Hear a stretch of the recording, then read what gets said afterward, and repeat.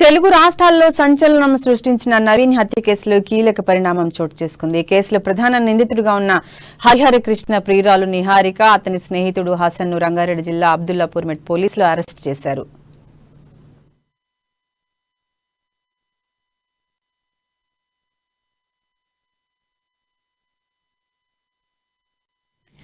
ఆ అమ్మాయి కోసమే నవీన్ హత్య చేసినట్లు హరిహర కృష్ణ కస్టడీలో చెప్పడంతో హరిహర కృష్ణ ప్రియురాలు నిహారికపై పోలీసులు కేసు నమోదు చేశారు. ఈ కేసులో A1 గా హరిహర కృష్ణ, A2 గా హసన్, A3 గా నిహారిక పేర్లను చేర్చారు. కాగా 2 రోజుల క్రితమే నవీన్ హత్య కేసులో యువతికి ఎలాంటి సంబంధం లేదు, ఇప్పటివరకు జరిగిన ఇన్వెస్టిగేషన్ లో ఆమె ఇన్వాల్వ్ అయినట్లు ఆధారాలు ఏమీ లభించలేదు అని రాచకొండ సిపి డిఎస్ చౌహాన్ వెల్లడించారు. హరిహర కృష్ణకు సహకరించిన వ్యక్తులపై కేసులు నమోదు చేస్తామని తెలిపారు.